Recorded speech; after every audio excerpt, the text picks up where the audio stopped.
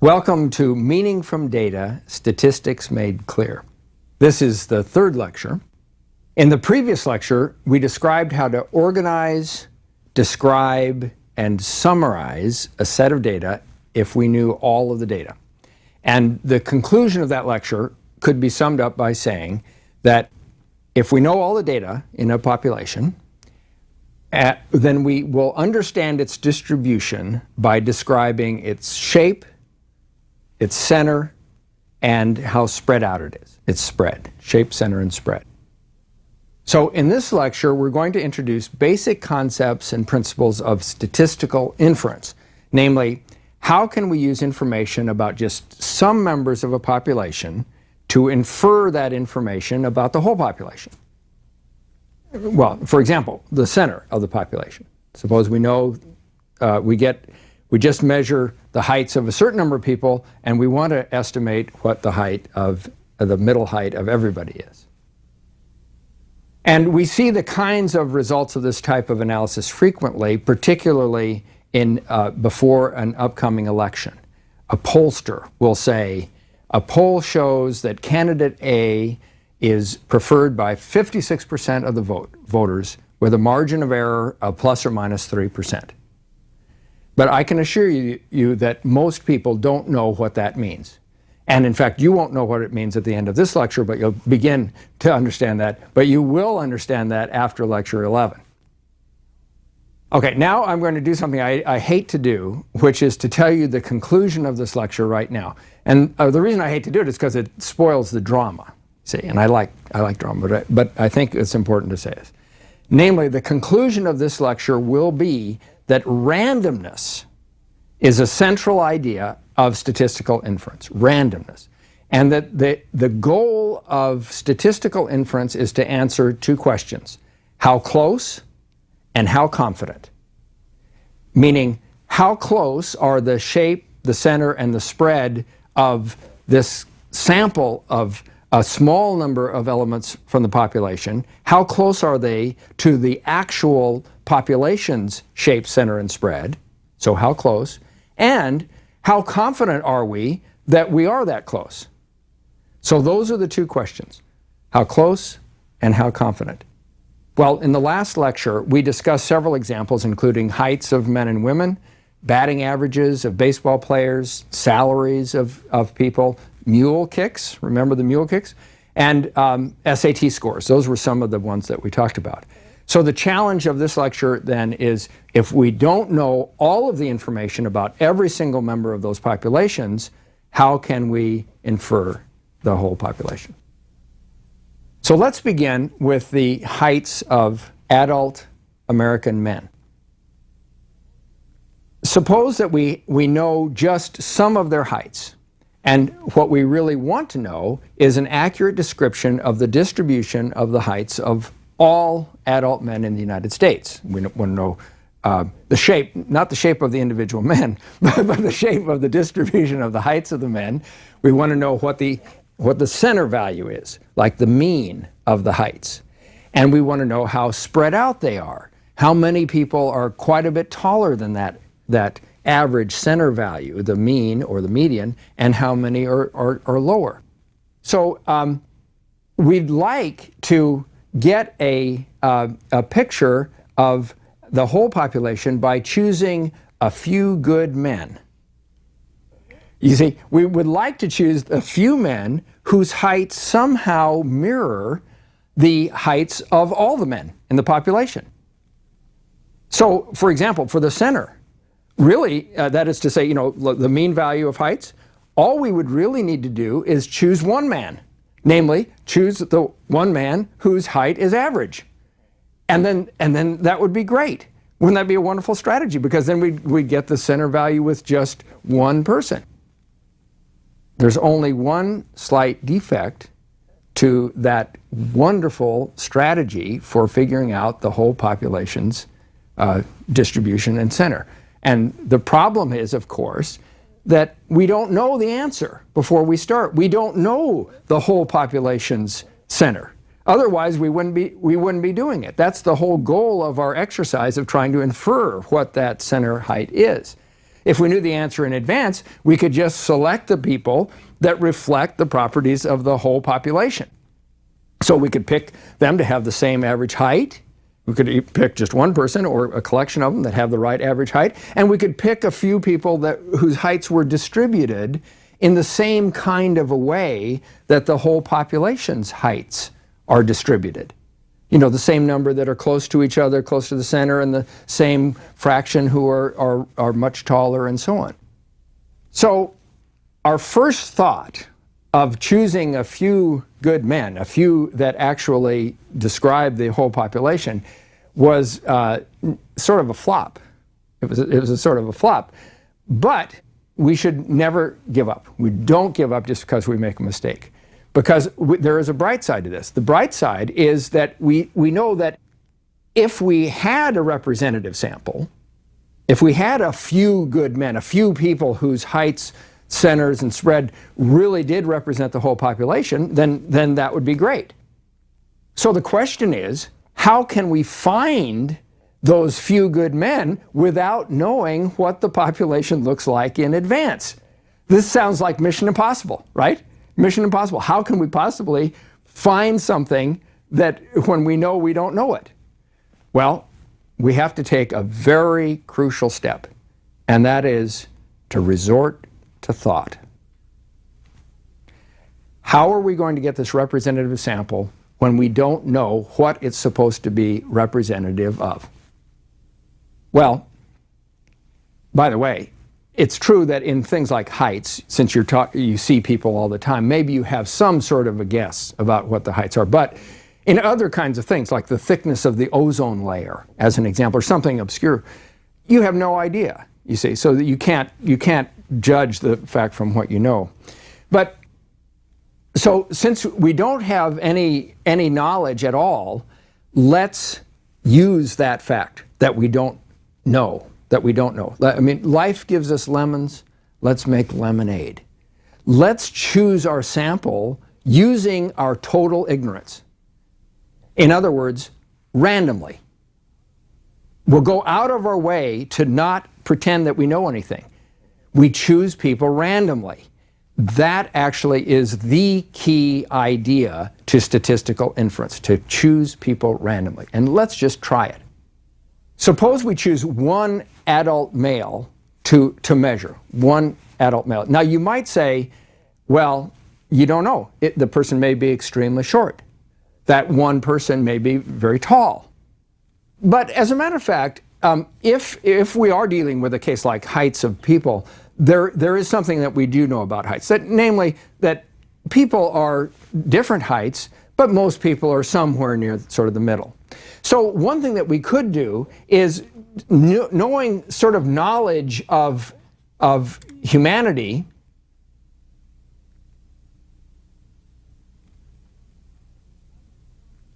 having some knowledge about the distribution of heights in the population just by looking. And by the way, this is the kind of general knowledge where we don't know where it's centered, we don't know what the average is exactly, but we know that most people are about the same.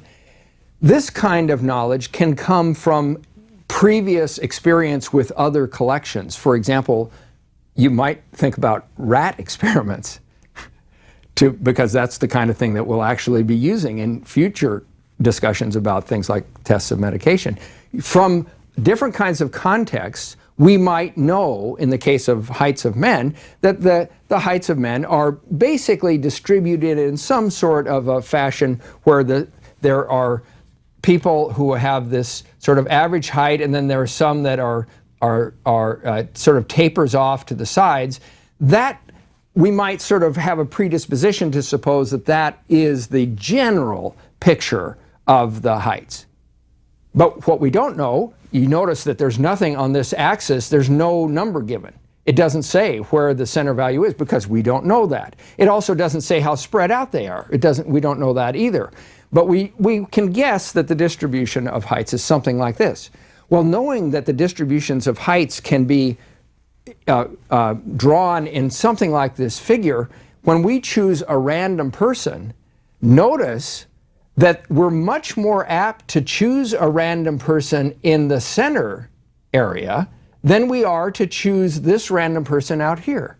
Because most people in the population are closer to the center value than they are to an extreme value. You follow me?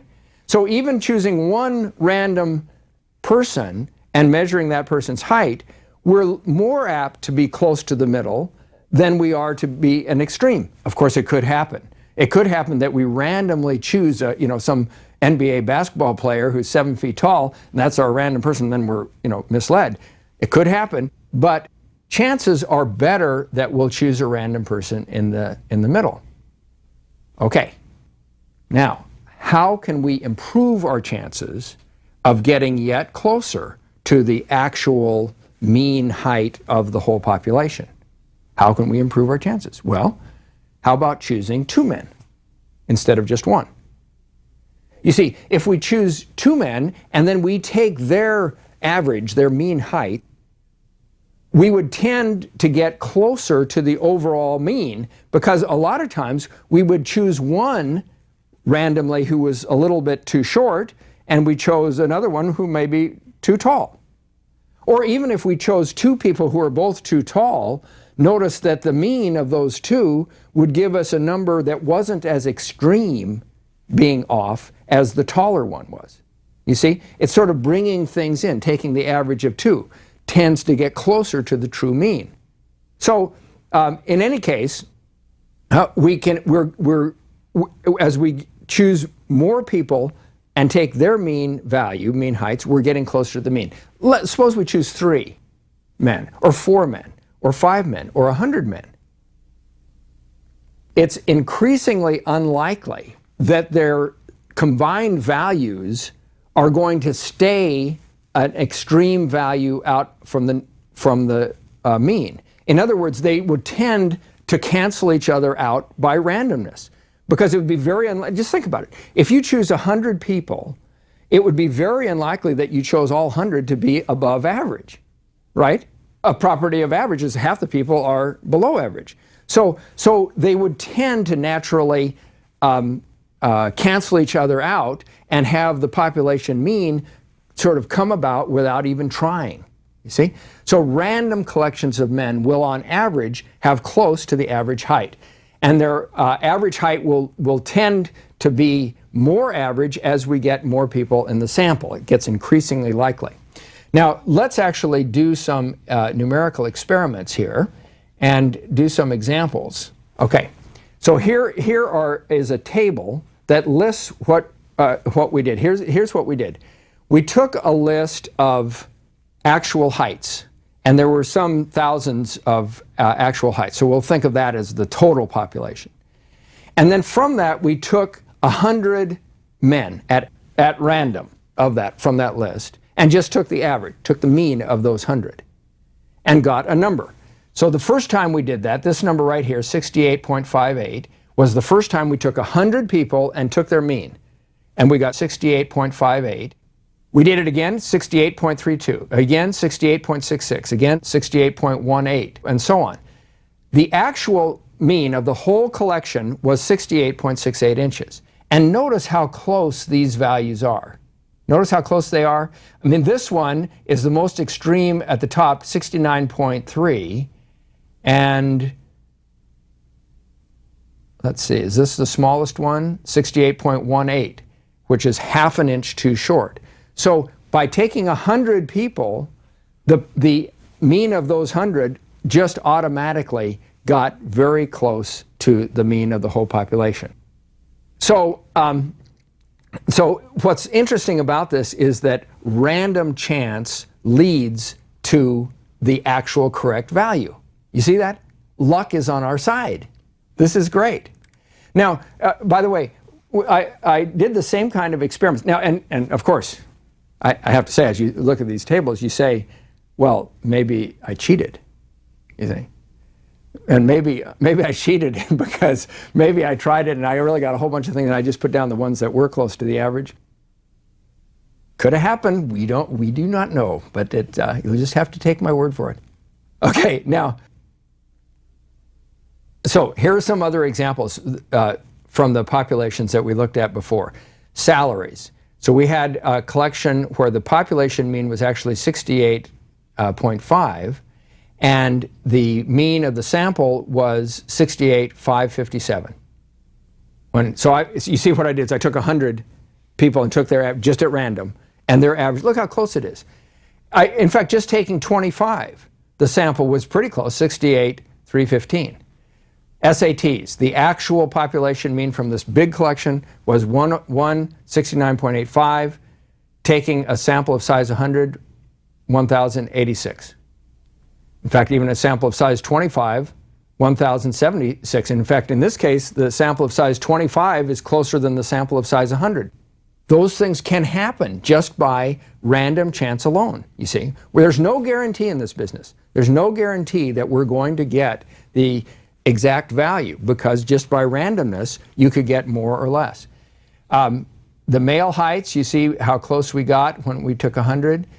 Female heights, look at that. We got very, very close. From the actual value was 63 1/3.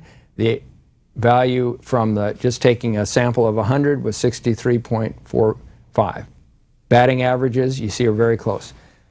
The point of this is that randomness leads us to get close to the actual population values by random chance alone, and that's rather interesting. This comes up in political polling.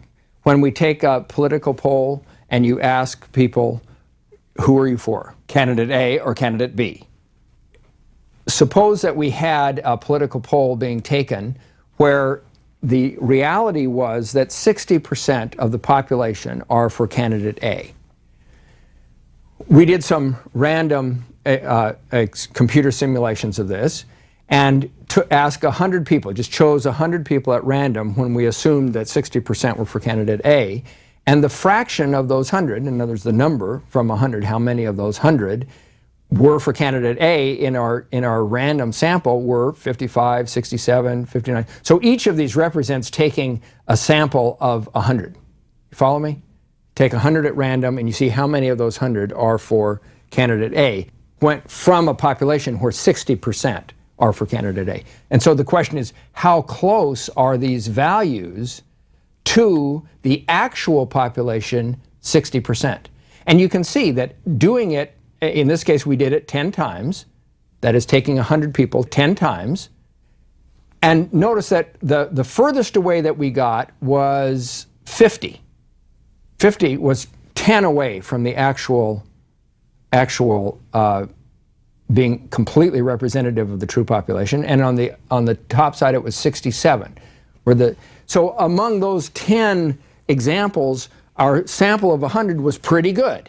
In other words, it was within 10 percentage points of the actual value.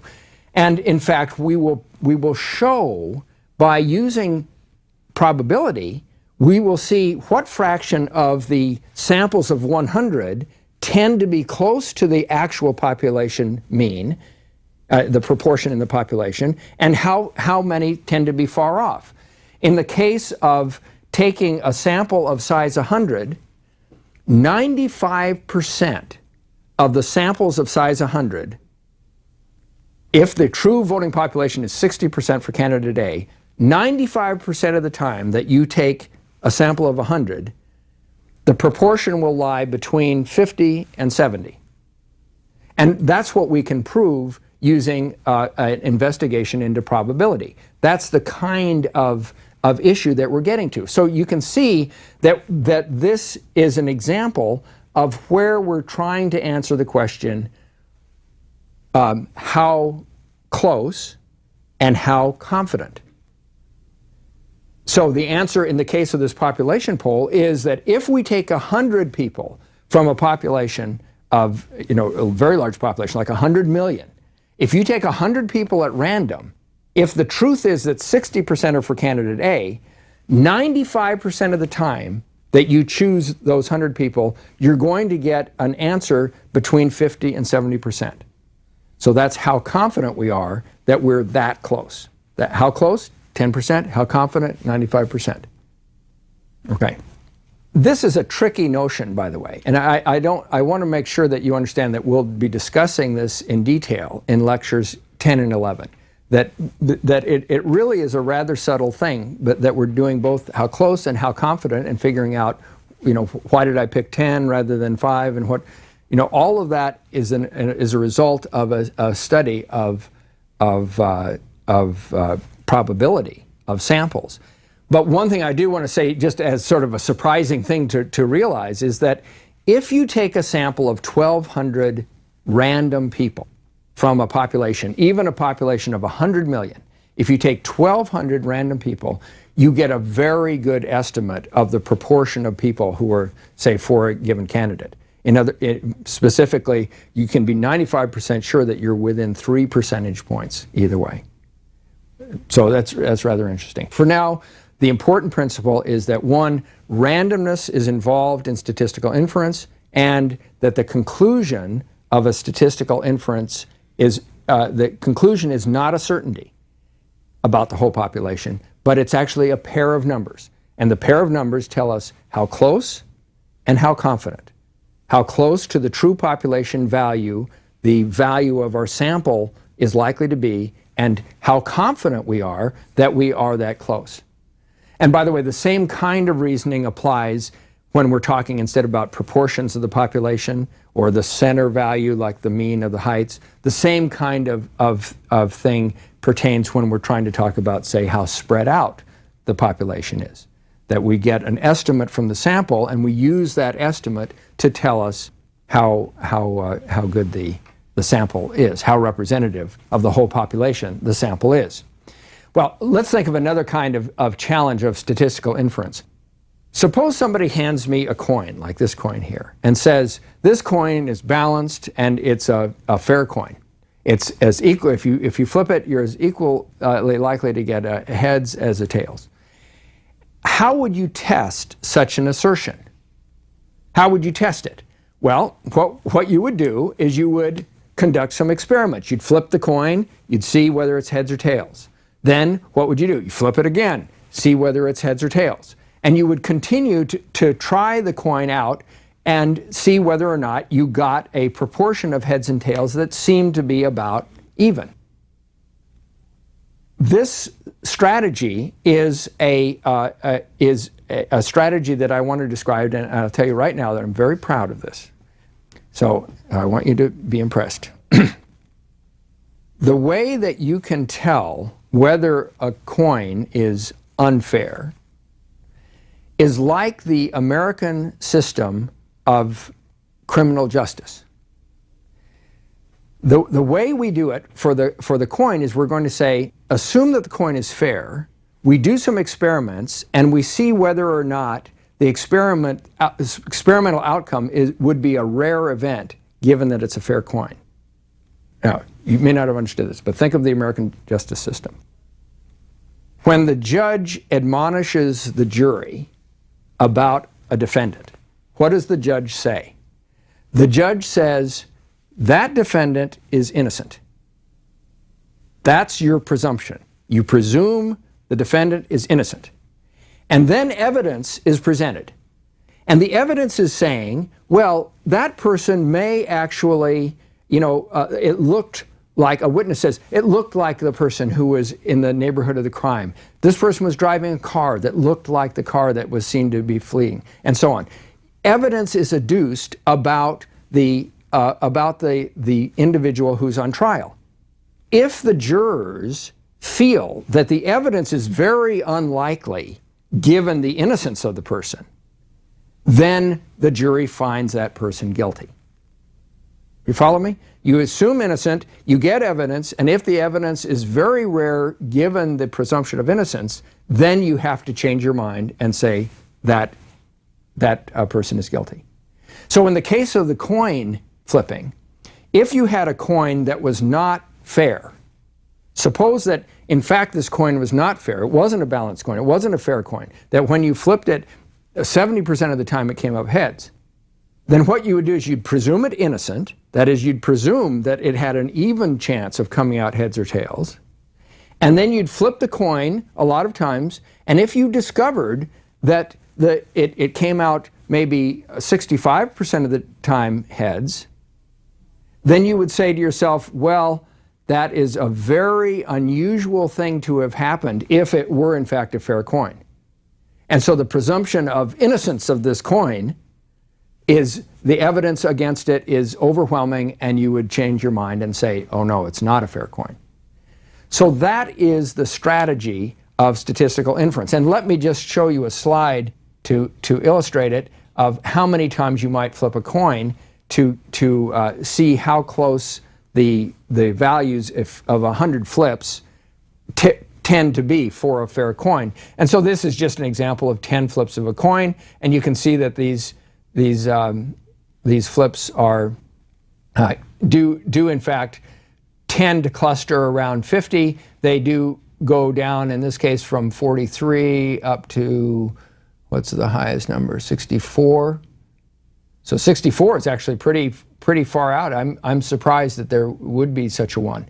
But that could happen, by the way. Even rare times you might flip a completely fair coin and have it happen that 64 out of 100 times it came up heads. Because each time you flip it, it has an even chance, and occasionally things will happen where it's it doesn't come out even. Let me just give you an example where this same strategy of statistical inference comes in commonly, and that has to do with the testing of medications. If you want to test whether or not a medicine is efficacious, does it actually cure the disease that it's intended to cure? What do? Well, you take a bunch of people who have the disease, you give half of them the medication, and you give half of them a placebo. And then you see who gets better. And if, of course, first of all, they all get better, because we know that placebos work. You know, placebo, often people, you just give them a placebo and they feel much better soon afterwards. That's why in medical tests, it's not good enough to just give the medication. You see, because, and not give anything else, because you're not, it could be that if you give somebody absolutely nothing that has any actual medical value, it still has a positive effect. So instead, what we need to do is you give medicine to some people, placebo to others, and you see whether there's a difference in the number of people who get cured taking the medicine compared to those who take the placebo. So in this case, it's one more wrinkle of subtlety to tell the difference. You have to compare two different changing values and see if there's a significant difference. How do you tell if it's significant? You have to consult probability and say, if 40% of the people are getting better just with the placebo, what's the chance that 60% of the people got better taking the medication? Is that within just random luck that could happen, or does it illustrate that the medicine is actually good? Well, I want to do one more example before the end of this lecture, because I think it's fun. And that is this. Those of you who have children or dogs, or both, probably have in your household a drawer that contains decks of cards. Now, I call it a deck of cards, but if you have a collection of cards like this one that has a rubber band around it, do you have any of those like this with a rubber band? That means that these cards were collected probably from the floor when a bunch of kids were playing with them, and you picked them up and you thought it was the whole deck, but who knows whether the dog went off with some of them and a few cards from other decks came in there. You don't know. So what we have here is a deck of cards. Well, a deck of something. So how can you tell whether this is actually a real deck of cards? Well, the natural way, of course, is that you turn them over, you look at them, you sort them, and you see whether any are missing or whether you have too many of something. But here's a method that you probably haven't thought of. What you could do is you could randomly choose a card, 7 of diamonds, and then put it back, shuffle the deck, and randomly choose another card, 7 of hearts. Put it in, randomly choose another one, 6 of clubs, put it in. You could do that. You could do that, say, 3,000 times. Now, suppose you did that 3,000 times. You never looked at the cards. You never looked at the back of the cards except one at a time. Notice something. Suppose you made a histogram of your answers. So I happen to have one here. Here's a histogram of the cards, and instead of listing all the cards, I just listed the spades. Sometimes you get spades, sometimes you get the other things. Now, if you did this and you found this histogram, you would notice that roughly a lot of the cards have about 50 occurrences of being chosen at random. Look at this 3. The 3 of spades was never chosen at random. What that means is this is very good evidence that the 3 of spades is not in this deck, because you're expecting it to occur 50 times by randomness alone, and if it occurs never, that's good evidence that it's not there. Same thing with the queen of spades, and that's natural because some card games the queen of spades is bad, so probably the dog ate that one when somebody was playing and you handed it to the dog instead of having to confess you had the queen of spades. Now look at this, look at this 10. You see how it's about twice as tall? That's evidence that there are 2 tens of spades in that deck. And look at this one over here. You see this? This is 4 times as tall as what you would expect on average if there were only 1 ace of spades. This indicates that in fact there are, since there are over 200, and there should be about 50 if it were evenly distributed, it means that there are 4 aces of spades in the deck. And that's probably right, because having an ace of spades is a good thing. So probably people have added other aces of spades. So this is an example of when you take large statistical samples, you get information. So the logic of statistical inference is always to compare data that we collect to our expectations about what the data would be like if the world were random with respect to whatever the property is, like choosing people at random. And so the analysis of randomness and probability is what allow us to quantify our confidence in our extrapolations from some of the data, what the whole population looks like.